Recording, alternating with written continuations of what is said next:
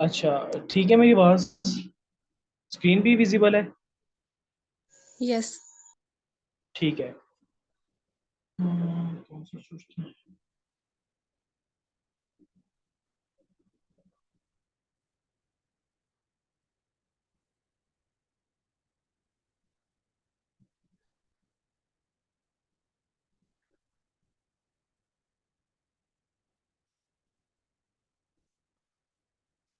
अच्छा जी।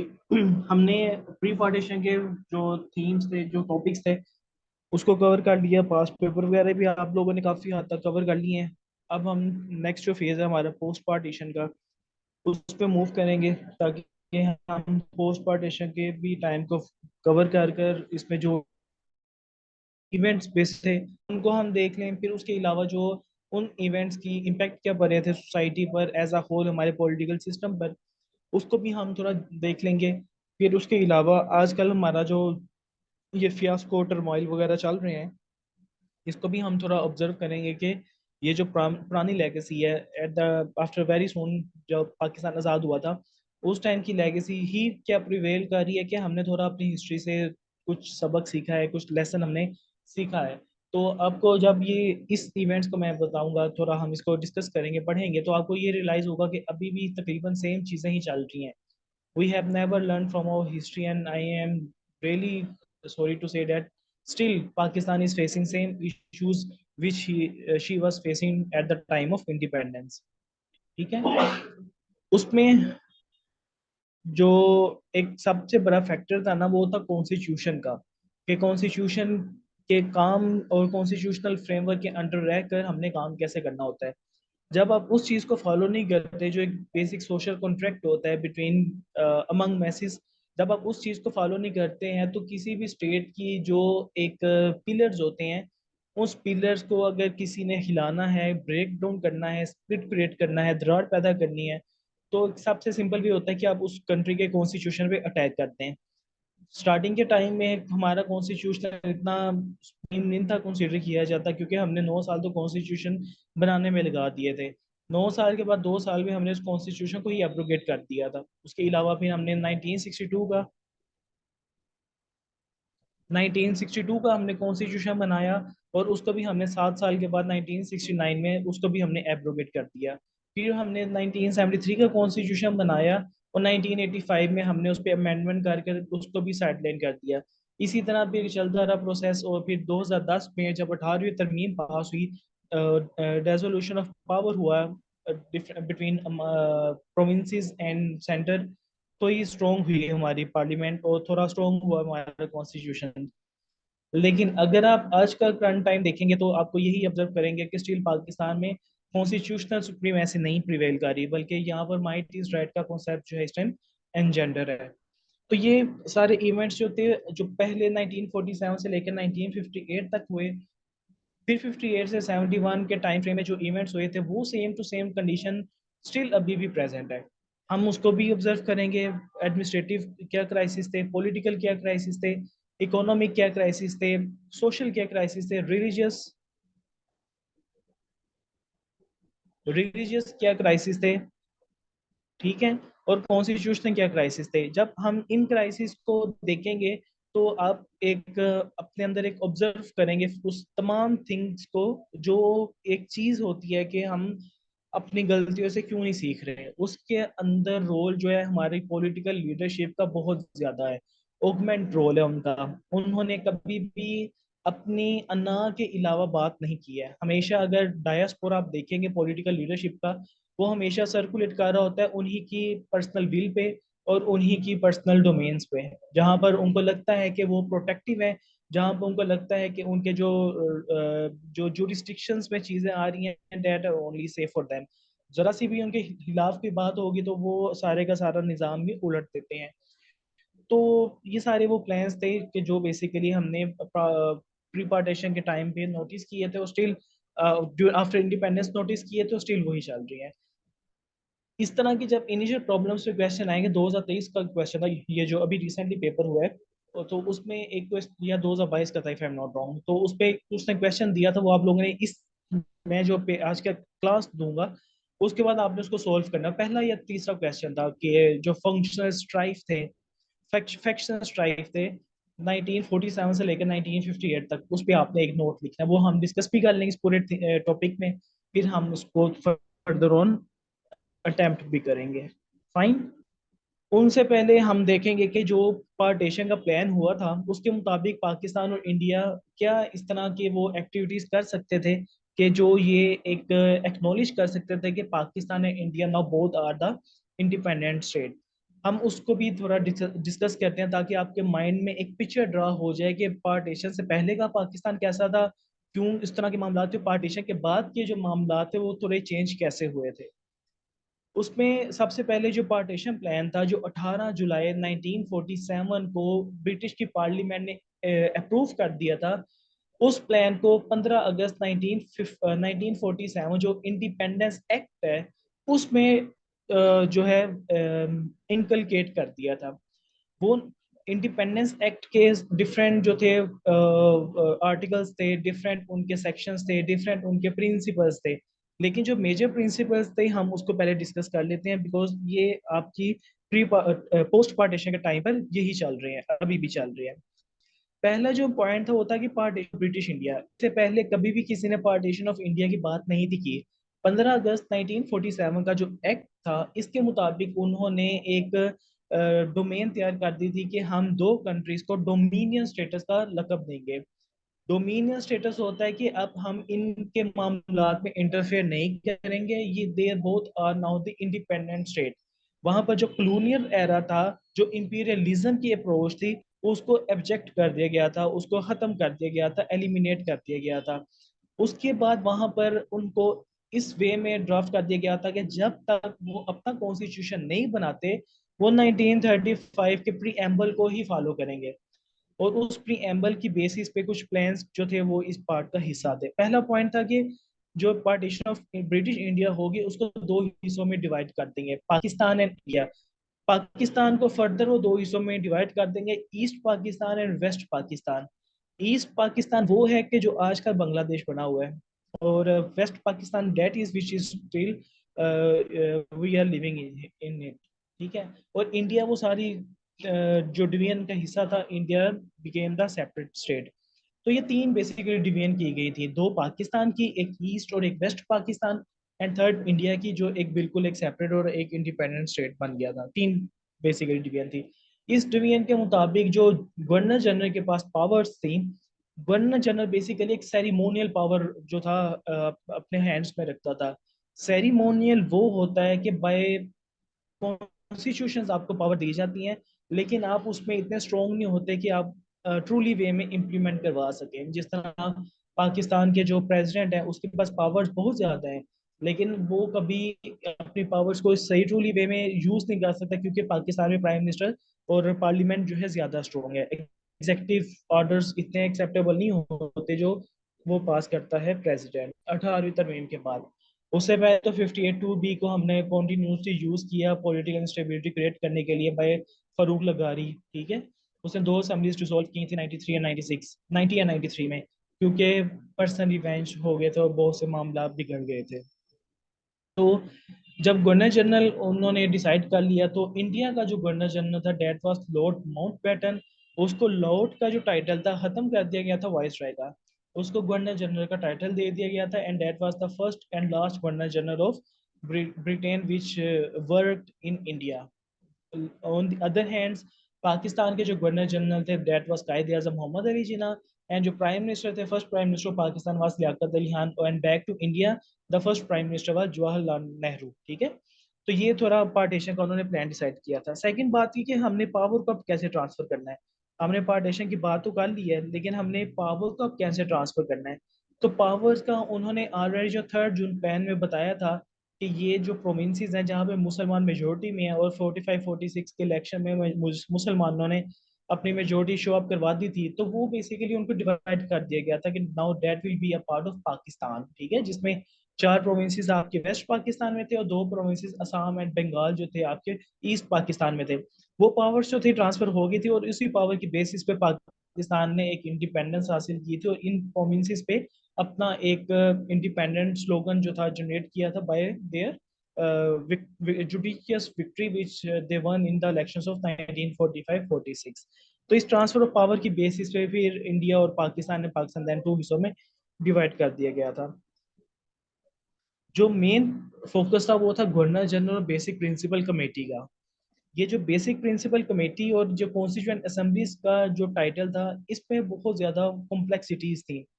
इस कॉम्प्लेक्सिटीज को ओवरकम करने के लिए गवर्नर जनरल जो कायदे आजम थे, इन्होंने पहला सेशन था कॉन्स्टिट्यूएंट असेंबली का 11 अगस्त को कंडक्ट किया था, जिसमें उन्होंने कहा था कि हम अपना कॉन्स्टिट्यूशन बनाएंगे जो on the principle of Islam को फॉलो करेगा, जहाँ पे उन्होंने कहा था कि रिलीजियस फ्रीडम हम देंगे।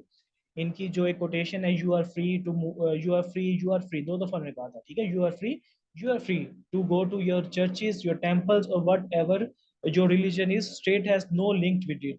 ठीक है, आपका जो भी मजहब है, it's up to you, state interfere नहीं करेगा, स्टेट को उसके साथ कंसर्न्स भी नहीं है। तो ये गवर्नर जनरल की बेसिकली उस टाइम की अप्रोचेस थी। अब उसके बाद जब कॉन्स्टिट्यूएंट असेंबलीज का उन्होंने जिक्र किया तो उन्होंने कहा था कि जब तक आप कॉन्स्टिट्यूशन नहीं बनाते तब तक आपने 1935 के एक्ट को फॉलो करना है। लकीली कह लो कि इंडिया ने अपना पहला constitution, that was the biggest victory for India, जो उन्होंने 26 नवंबर 1949 को बना लिया था। अनफॉर्चुनेटली जिस दिन उन्होंने अपना कॉन्स्टिट्यूशन बनाया था, हमने उससे एक माह पहले पाकिस्तान ने ऑब्जेक्टिव रेजोल्यूशन ड्राफ्ट की थी, जो प्रीएम्बल ऑफ द कॉन्स्टिट्यूशन था।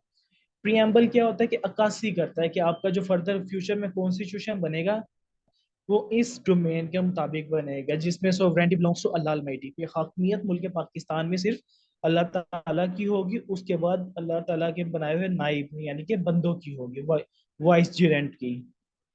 तो ये हमने जो अपने ऑब्जेक्टिव रेजोल्यूशन में जो प्रीएम्बल्स ड्राफ्ट किए थे ये था। लेकिन बिगेस्ट जो हमें फियर यही था कि इंडिया ने 2 साल के बाद बना लिया था, and unfortunately Pakistan failed to make its constitution till 1949। फिर 1956 में हमने अपना कॉन्स्टिट्यूशन बनाया था।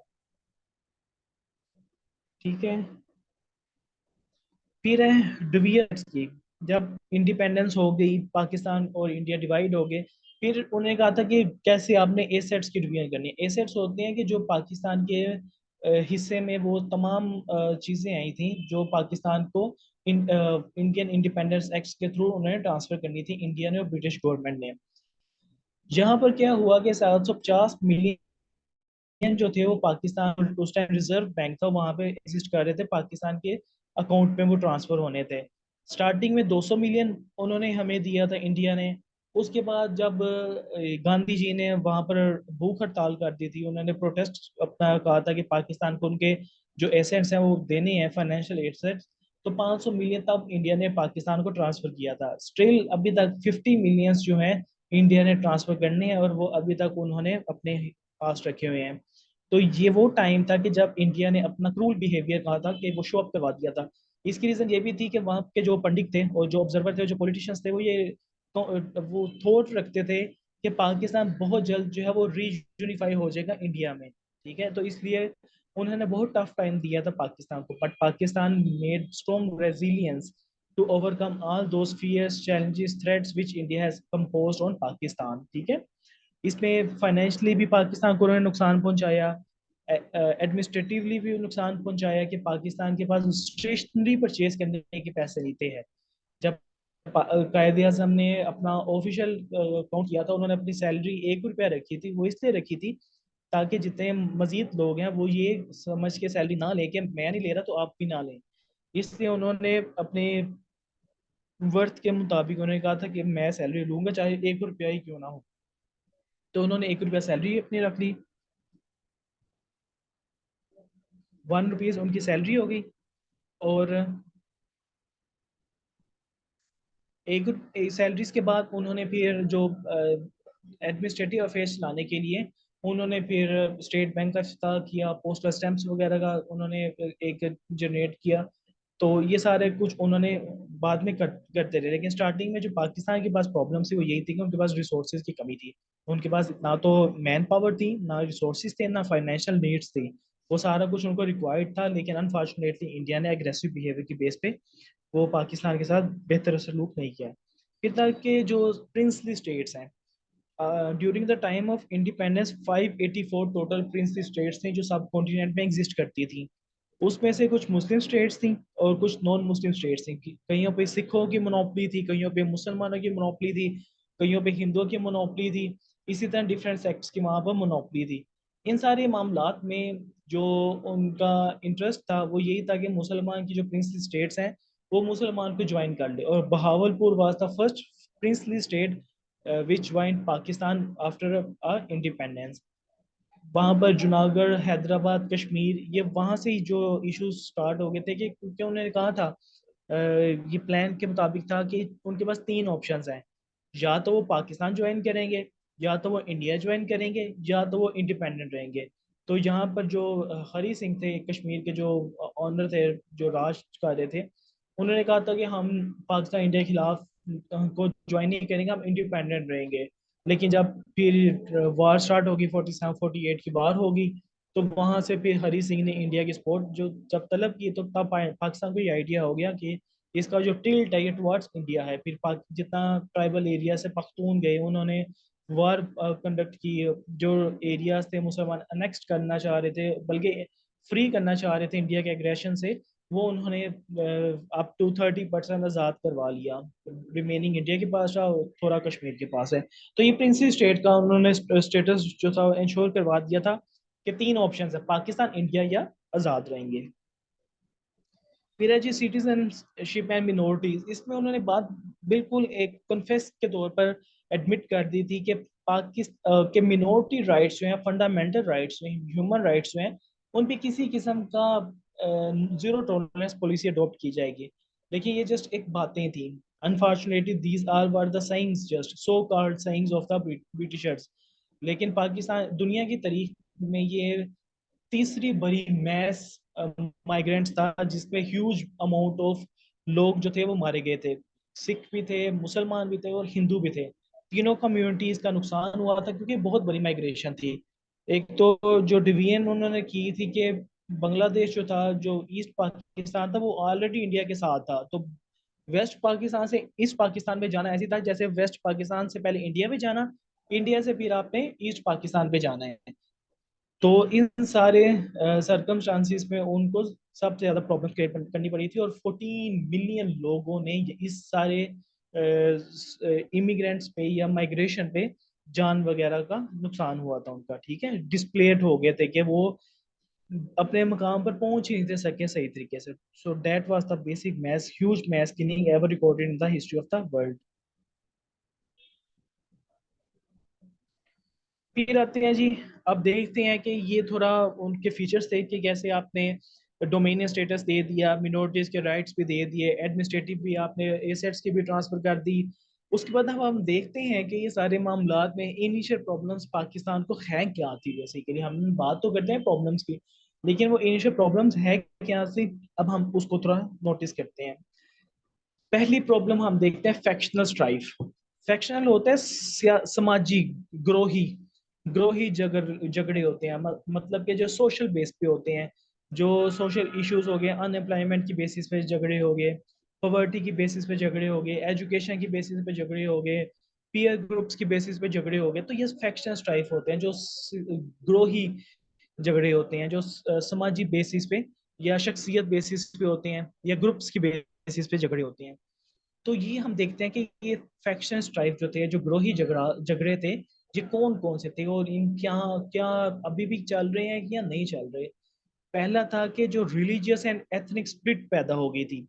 रिलीजियस वे में ऐसी हो गई थी कि जो मिनोरिटीज वाले थे ना, जो जो बात करते थे, ये उस पे 1940 के रेजोल्यूशन का जो डिस्कोर्स करते थे, उसका रेफरेंस देते थे।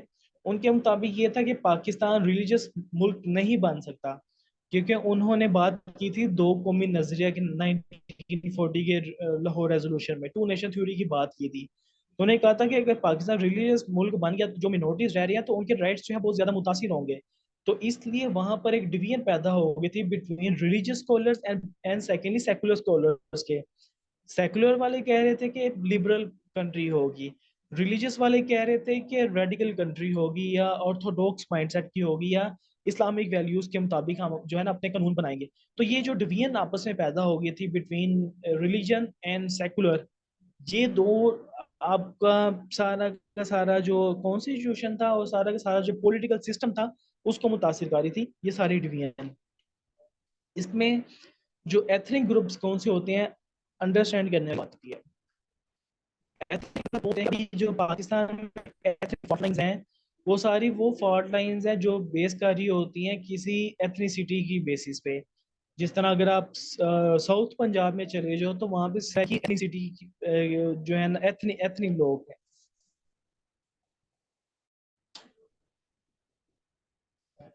अब ठीक है आवाज?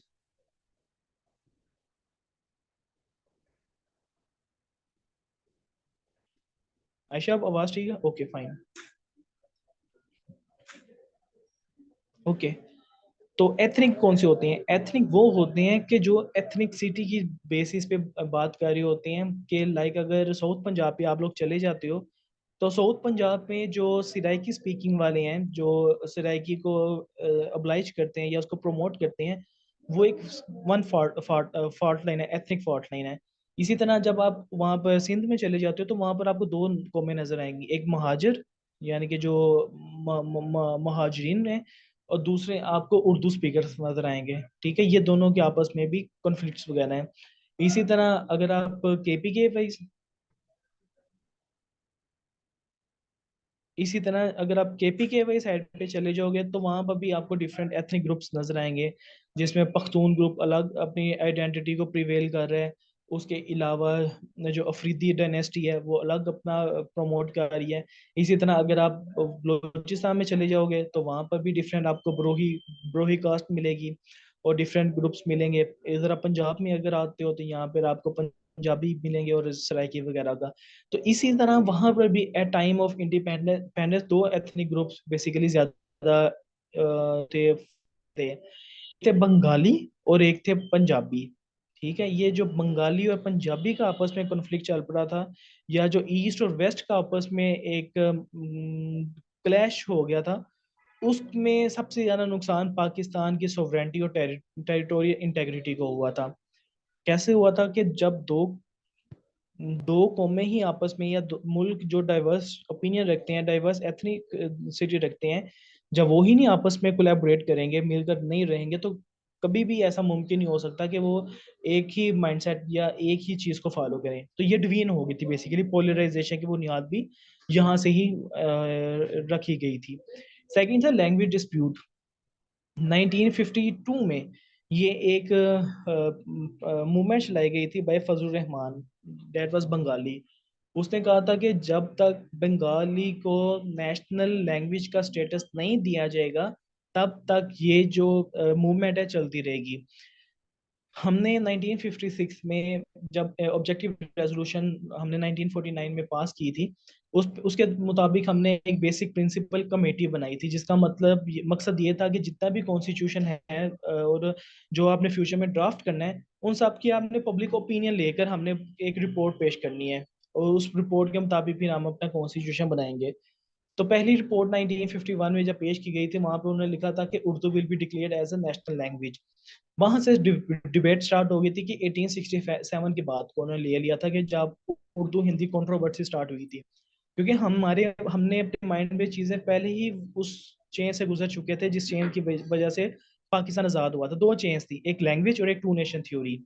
टू नेशन थ्योरी को रिलीजियस वे में उन्होंने अपने आप को शो अप करवाया, और लैंग्वेज को उन्होंने 1867 के जो उर्दू हिंदी कंट्रोवर्सी थी उस बेस पे उन्होंने यहाँ पर एनजेंडर किया कि जब आप उर्दू हिंदी तनाजात की वजह से अगर एक बोल्ड स्टेप ले सकते हैं तो फिर बंगाली के पास भी राइट है कि वो भी अपने लिए अपनी लैंग्वेज को प्रोटेक्ट करने के लिए बोल्ड स्टेप ले सकते हैं। तो ये मूवमेंट चलाई गई थी कि लैंग्वेज को हमने प्रोटेक्ट कैसे करना है। इस प्रोटेक्टिव वे में उन्होंने फिर ये लिंग्विस्टिक राइट्स वगैरह जो थे उनको दिए थे। और 1956 में लकीली हमारे सियासतदानों को थोड़ी अक्ल आ गई, उन्होंने उर्दू एंड बंगाली दोनों जो थी नेशनल लैंग्वेज काउंट कर दी थी। ठीक है, तो this was the basically first two main points हैं जिनकी वजह से फैक्शनल स्ट्राइक यानी कि समाजी जो ग्रो बंदी थी वो वहां पर एग्जिस्ट होना स्टार्ट हो गई थी। फिर आते हैं कि पॉलिटिकल जो स्क्रम्बल्स थे, पॉलिटिकल जो टसल थी, या पॉलिटिकल जो फियास्को था, या पॉलिटिकल जो डिजास्टर हम लोग कर रहे थे, वो क्या थे। अगर ये बंद हो जाएगी तो आप दोबारा इसी लिंक को ज्वाइन करिएगा, ठीक है। हाँ, पॉलिटिकल स्क्रम्बल्स ये थे कि आप लोगों ने ये देखा होगा कि कायद आजम की डेथ हो गई है 1948 में। उनकी डेथ के बाद 1951 में लियाकत अली खान की असैसिनेशन हो जाती है। ये दो इवेंट्स ऐसे थे कि जिन्होंने मुसल पाकिस्तान की जो एक स्ट्रक्चर था ना, उसको प्रॉपरली खला के रख दिया था। क्योंकि पाकिस्तान के पास स्टार्टिंग में लीडरशिप है ही नहीं थी। लीडरशिप का फुकदान था, कमी थी, डर्थ थी, लैक थी, पोसिटी थी, ठीक है। उनके पास लीडरशिप वाली क्वालिटीज ही नहीं थी लीडर्स में। रीजन यही थी कि वहां पर उन्होंने, मुसलमानों ने सब कॉन्टिनेंट में राज ही नहीं था किया आफ्टर वॉर ऑफ इंडिपेंडेंस। वो कॉलोनियल माइंडसेट के साथ अपने जो बात, जो कहते हैं ना, बड़े धीमे लिबास में मान रहे थे, मनवा रहे थे ब्रिटिश के साथ और हिंदुओं के साथ। लकीली हमारे पास दो लीडर्स थे, कायद आजम, फिर नेहरू, सॉरी नेहरू, लियाकत अली खान। ठीक है, ये दो लीडर्स थे जो बोल्ड थे, जो किसी भी चीज पे कॉम्प्रोमाइज नहीं थे करते ऑन नेशनल इंटरेस्ट। ठीक है। ये इनकी डेथ के बाद पाकिस्तान 1951 से लेकर 1958 तक नौ हमने प्राइम मिनिस्टर चेंज किए। Khwaja Nazimuddin was the second prime minister of Pakistan, फिर चौधरी मोहम्मद अली आया, फिर मोहम्मद अली बोगरा आए, फिर आई आई चंडीगढ़, फिरोज खान नून। ठीक है। तो ये सारे लोग वो आए थे जो बेसिकली शॉर्ट टाइम के लिए आया था। कोई 2 साल के लिए आया, कोई 3 साल के लिए आया, कोई 6 माह के लिए आया, कोई 15 दिन के लिए आया। तो ये रीजन यही थी कि उनके अंदर क्वालिटीज नहीं थी हैं, और उनको कोई किसी वे में टिकने नहीं था दे रहा है। क्योंकि फिक्स लॉ ऑफ सक्सेशन तो था ही नहीं, कानून था ही नहीं, कॉन्स्टिट्यूशन तो था ही नहीं वहां पर कि किस कॉन्स्टिट्यूशन की बेसिस पे आप इतना टाइम लगाएंगे। जब कॉन्स्टिट्यूशन बनने आया था, वो हम कॉन्स्टिट्यूशन क्राइसिस में देखेंगे कि हमारे लीडर्स ने क्या उस टाइम इस तरह की एनोमलीज की थी, जिसकी वजह से हमारा कॉन्स्टिट्यूशन डिले होता होता होता 9 साल के बाद हमने उसको बनाया। फिर था जी रीजनल डिस्पैरिटीज। रीजन डिस्पैरिटीज में वही था कि ईस्ट और वेस्ट के आपस में कॉन्फ्लिक्ट्स पैदा हो गए थे। ईस्ट वाले जो थे वो मार्जिनलाइज्ड हो गए थे, उनको रिसोर्सेज का कमी थी, उनको प्रॉपर वे में ट्रीट नहीं था किया जाता, इकोनॉमी एक्टिविटीज में, जॉब्स में, बिजनेस में उनको इतनी अपॉर्चुनिटीज नहीं दी जाती थी। सारा का सारा जो बजट होता था वो सारा वेस्ट पाकिस्तान मोस्टली कैप्चर कर लेता था। यहाँ के स्कूल्स थे, कॉलेजेस थे, थोड़े यहाँ पर लोग डेवलप होना स्टार्ट हो गए और लोग बेसिकली एंगेज हो गए आपस में। लेकिन जो ईस्ट वाले थे, उनको जो राइट्स देने चाहिए थे, इवन के they were more in population than in West Pakistan. उनकी population I think so 78 million थी, और पाकिस्तान जो वेस्ट पाकिस्तान है इसकी, if I am not wrong, 16-17 million थी। ठीक है। तो इतनी पॉपुलेशन थी, और इस बेसिस की वजह से जो थे वहां पर उनको ना राइट्स दिए जा रहे थे, और वो डिमांड कर रहे थे कि हमें हमारी पॉपुलेशन की बेस पे ही रिसोर्सेज प्रोवाइड किए जाएं। लेकिन हमारे लीडर्स ने उन पे ना तो इंटरेस्ट शो करवाए, बल्कि उनको ज्यादा सप्रेस्ड करके रखा, दबाई रखी उनकी बात। वो ये कहते थे कि इलेक्शंस करवाएं, क्योंकि उसके मुताबिक 1940 के इलेक्शन के जो उनका माइंडसेट था, पाकिस्तान रेजोल्यूशन में उन्होंने ये कहा था कि मेजोरिटी वाले एरियाज में लोगों को हक के राय दिया जाए, ताकि वो जो है अपने अपने लीडर्स को मुंतखब कर सकें। हमने ना स्टार्टिंग वाले टाइम पे इलेक्शन इसलिए नहीं थे करवाए कि वो मेजोरिटी में थे, वो मेजोरिटी में उन्होंने आ जाना था, और they will be the ruler of west Pakistan. तो एक जो स्टेटस कू का कॉन्फ्लिक्ट था, एक जो उनका माइंडसेट था कि we are superior, they are inferior, इस चीज ने भी पाकिस्तान को बहुत ज्यादा नुकसान पहुंचाया, जो आज आप देख रहे हैं। आज भी पंजाब पे ये ताना दिया जाता है by Balochistan and by Sindh, कि पंजाब को ज्यादा सपोर्ट दी जाती है। इवन ऐसा नहीं है, पाकिस्तान की कॉन्स्टिट्यूशन के मुताबिक हर एक को इक्वल राइट्स दिए जाते हैं। और इन सारे सर्कमस्टांसेस में जो सबसे सेटबैक होता है वो यही होता है कि आप अपने जो कमिंग जनरेशन है या एग्जिस्टिंग जनरेशन है, आप उनके कंस्ट्रक्ट कर रहे हैं ऐसे आइडियाज को जो नफरत अंगेज पैदा होते हैं, और इस तरह की कभी भी एक्टिविटीज पाकिस्तान के फेवर में नहीं आती हैं। ठीक है। तो ये रीजनल डिस्पैरिटीज की बात हुई थी। फिर था आइडियोलॉजिकल एंड पॉलिसी डिफरेंसेस। कुछ लीडर्स, अगेन वही बात थी कि कुछ इस्लाम को बात करते थे, कुछ सेकुलर की बात करते थे। अब ये जो आइडियोलॉजिकल डिफरेंसेस थे, ये भी बात बेसिकली बेस बन रहे थे कि आपका कॉन्स्टिट्यूशन कैसा बनेगा, whether it will be on secular basis or whether it will be on religious basis। और जो पॉलिसीज ड्राफ्ट की जाएंगी वो कैसी होंगी, जो गवर्नेंस सिस्टम होगा, गवर्नेंस स्ट्रक्चर होगा, वो कैसा होगा, जो पावर स्ट्रगल या पावर स्टेटस होगा वो कैसा होगा। तो ये बेसिक इनके आपस में टसल थी, स्टेटस को की टसल ऑफ पॉलिटिकल वॉरफेयर था, ठीक है, कि हम कैसे जो है मेन इवेंट पे अपना फोकस कर पाएंगे। यहाँ तक कोई चीज आपको कोई चीज नहीं समझ आई, काइंडली आप मुझे पूछ लें, फिर मैं नेक्स्ट बताता हूँ। Everything is clear?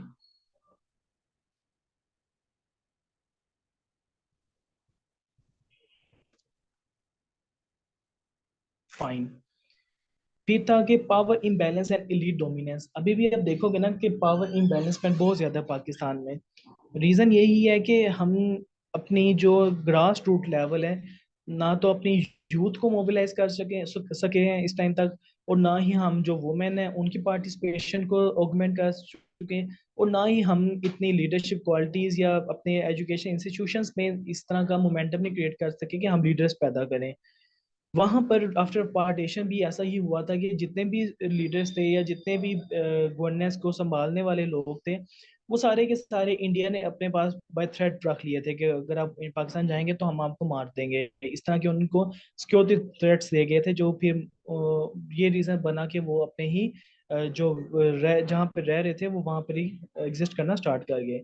लेकिन जो पावर इम्बैलेंस हुआ था वो था कि जो एलीट क्लास स्टार्टिंग वाले टाइम पे पाकिस्तान में आ गई थी, और वो समझते थे कि now they are the ruler, और जो अदर पीपल हैं दे आर देयर स्लेव्स।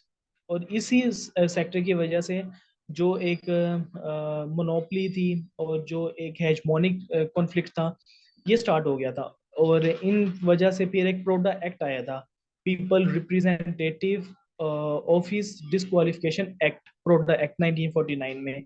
इसके मुताबिक कोई भी पर्सन अगर इलिसिट वे में, नेपोटिज्म में, रेड टेपिज्म में, या आप कह लो कि करप्शन में, इस तरह की करप्ट प्रैक्टिसेस में कोई भी अगर इंसान जो गवर्नमेंट सर्वेंट है वो अगर इन्वॉल्व हुआ, तो that will be not only disqualified बल्कि उसको सजा दी जाएगी। अब सजा कौन देगा, क्योंकि कॉन्स्टिट्यूशन है ही नहीं था। तो मसला ये था कि कॉन्स्टिट्यूशन नहीं था तो सजा किस चीज की। तो फिर वो 1935 के एक्ट को के वही बेस बनाकर सारे मामला कर रहे थे। और इसके मुताबिक यही था कि जो inequalities, corruption, exclusion, fuelling public discontent, ये सारे थे,